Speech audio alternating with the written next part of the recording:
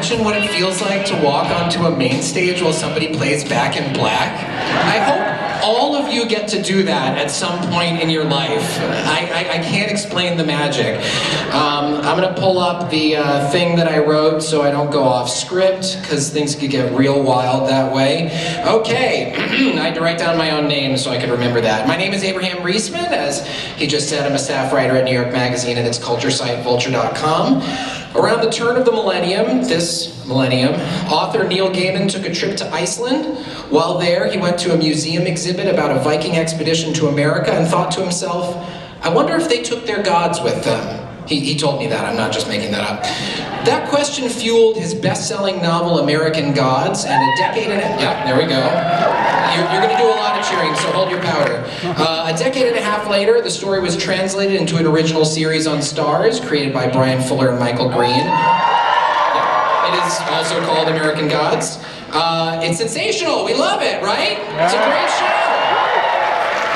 Today it's my great pleasure to invite three of the show's stars to the stage for a discussion about what goes into this scintillating piece of ambitious television filmmaking. So please join me in welcoming, hold your applause until I say all the names, Ricky Whittle, Pablo Schreiber, and last but certainly not least, Yetide Badaki.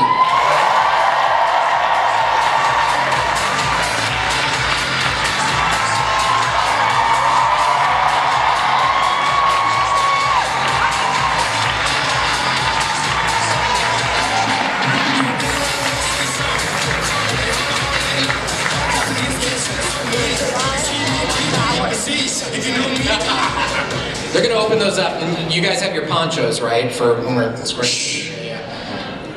up, New York?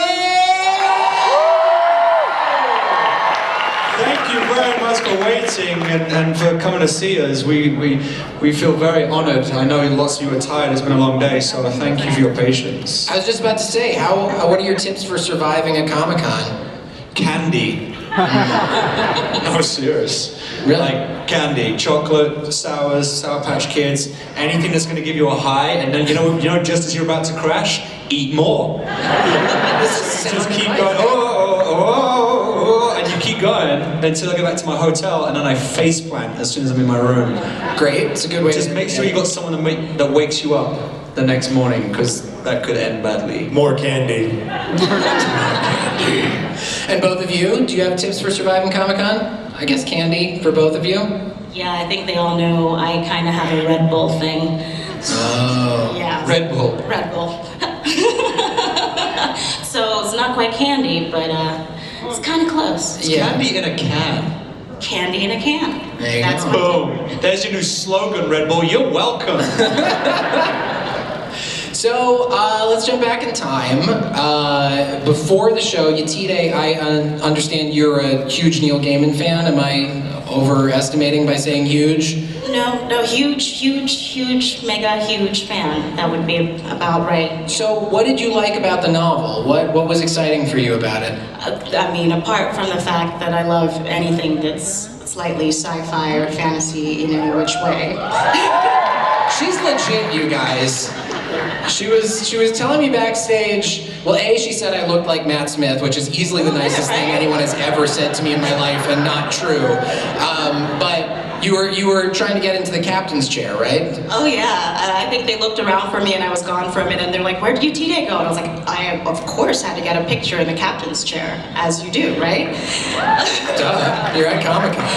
But yeah, I was a huge Neil Gaiman fan. Well, yeah, one, because of the sci-fi and fantasy element, but also it brought in, Neil has tied in a whole bunch of issues which have been really fascinating to explore. And I remember as a recent immigrant, that was one of the things, all of these old gods coming to this new world was a fascinating idea for me. And of course, you know, there was something that happened with this character called Bilquist that... Hello, yeah. Pretty memorable for anybody who's picked up that little volume. But yeah, a lot of great elements. And just, yeah, Neil's writing is a thing of beauty as well. And for all of you, to what extent do you see American Gods as a story about immigrants and immigration? Pablo? Yeah, Pablo, you want to start? I think that's one of the huge elements in it, for sure.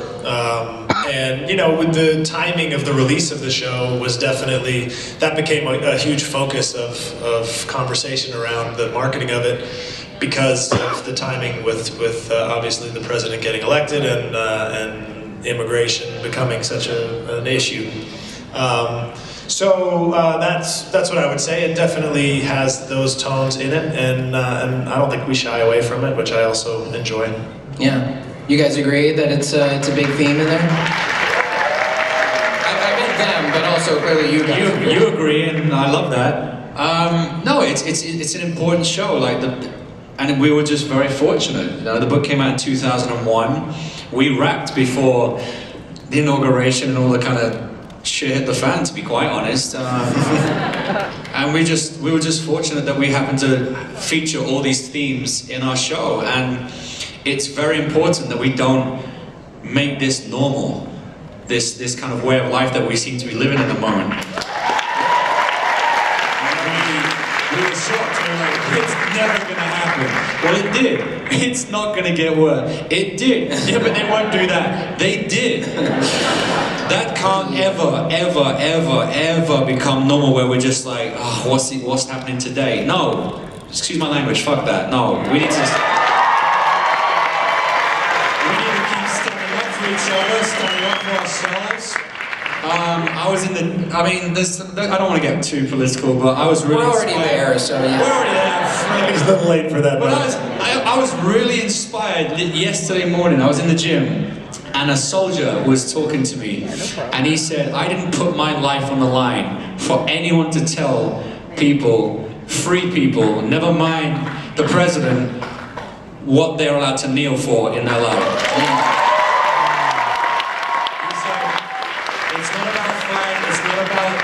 It's not about the flag, it's not about the anthem. Colin Kaepernick and all these sports stars love America. They love the flag, they love the anthem. It's never been about that, and we need to focus on what it's about. And with our show, we're keeping stuff in conversation which needs to be happening. We're talking about immigration, we're talking about racism, sexism, we're talking about homophobia, we're talking about gay rights, we're talking about gun control. All of this stuff matters, all of this stuff cannot be normal. We need to kind of be having these conversations every day, and not just having conversations. How about we start making stuff happen?